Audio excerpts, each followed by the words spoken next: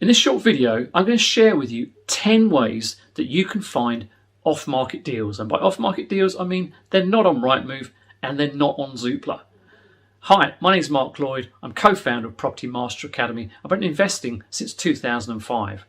So why do we want to look for off-market deals? Well, a couple of really good reasons. Firstly, you're generally going to get a much better deal than you can ever find on the online portals. But secondly, and most importantly, you're dealing directly with the seller. And that's why you can always negotiate that better deal or a more constructive, creative kind of deal if necessary. So what's the first way of getting those off-market deals? Well, first one is what I call a Goldmine advert. So what's a Goldmine advert? Well, a Goldmine advert is a little advert you stick in your local paper. It says something along the lines of, I buy houses or flats, any condition, any area, for cash, call and put your mobile number. Now the name that needs to be on there, by the way, should be a lady's name, all right? Just gets a better response, I can assure you guys. So make sure you put a lady's name on there and a mobile number so they can either call or text you. I got one of my best deals ever through a Goldmine advert, 40% below Rick's valuation. So I know they work. Secondly, TTP. Talking to people. Tell everybody what you do. Now, I can't guarantee you're going to get deals out of this, but the more people that know what you do, the chances are that someone is going to say, actually, you know what? I know Mark does that kind of stuff. I wonder if he'd be interested in that plot of land or the house that we're selling. So don't write it off. You've got to look at all different kinds of avenues when you're trying to find off-market deals. So that's the second one. Third one, the HMO list. Now, some of you may be familiar with this already, but the HMO list is something you can obtain from your local council. They have to provide it. It provides you with the name of the landlord, the address of the property and their home address. That has to be provided legally. So it's an online, usually an online list, but you can also get it requested, emailed to you as well.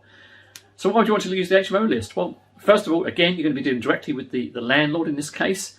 They potentially might want to sell their HMO. They might want to do a rent-to-rent on their HMO. They might, more importantly, have other properties that they could be looking to sell as well. So good contacts to nurture over a period of time. Fourthly, deal sources. Now, why deal sources? Well, good deal sources do find off-market deals as well. So it could potentially be a shorter route for you. Now, a lot of them I know do find deals on Rightmove, and that's nothing wrong with that. But good deal sources will focus very much on the off-market deals too, and there could be some extremely good contacts there for you. So that's number 4. Number 5, what I would call direct channels. So what do I mean by that? Well, I mean things like OpenRent, Gumtree, Facebook. These are all good ways of potentially obtaining deals. Obviously, with OpenRent, you're going to deal directly with the vendor. Similarly, on Gumtree, if someone's advertising on Gumtree, they don't want to use an agent. And there's many, many reasons why people don't want to use agents. And of course, Facebook, a fantastic place. Facebook Marketplace, great place to try and find landlords or vendors, homeowners that are looking to sell. Now let's take a look. Number 6, administrators.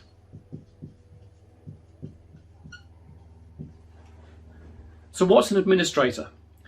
Right, when someone is declared bankrupt, their assets are passed to an insolvency practitioner, or in other words, an administrator. Their job as an administrator is to get maximum value for those assets. However, an insolvency practitioner only gets paid a certain amount of money.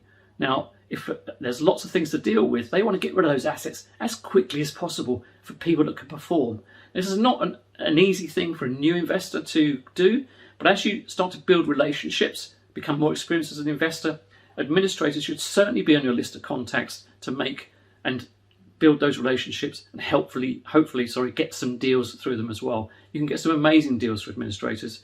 They either will put their properties onto Rightmove for your average standard kind of property, but anything with a problem, anything that's out of the norm, so properties perhaps with subsidence, maybe HMOs, nursing homes, commercial properties don't always go onto Rightmove. They'll want to find a quick route to get rid of that asset, and you as an investor could potentially be that route. So what about auctions? Well, I think auctions are a great place to sell property, but of course you're looking to buy. So how are we going to do that, and how are we going to get maximum value? Well, firstly, you need to register within all the local auctions in your area and the London auctions as well. Whether you're in London or outside London doesn't matter, the London auctions.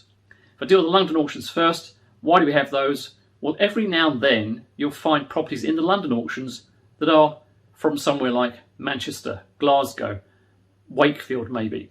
They're well away, and what it often is someone that's based in the south owns property in the north or west of the country, for example, and they just want to use the London auction house because that's where they're based.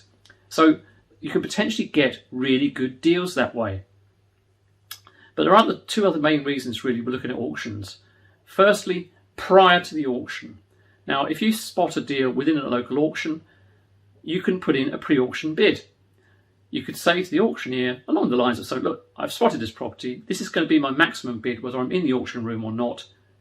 Would the vendor entertain it? Now, I'm not going to say it's going to work all the time. Probably 1 in 10 deals you might get that way. Conversely, there's also post-auction. Now, I think this is a better way, quite frankly, looking for those deals that didn't sell in the auction. So there's obviously something not right. There's something not appealed to the people that were in the room. You can approach again the auctioneer directly to put in a post-auction bid just to see if the vendor will take it. So 2 main ways there. But why do we want to look at the local auctions? Well, local auctions come in all different shapes and sizes, but most of them, compared to the London auctions, are quite small. And in the smaller auctions, you don't have as many lots, but you also do not have as many people bidding.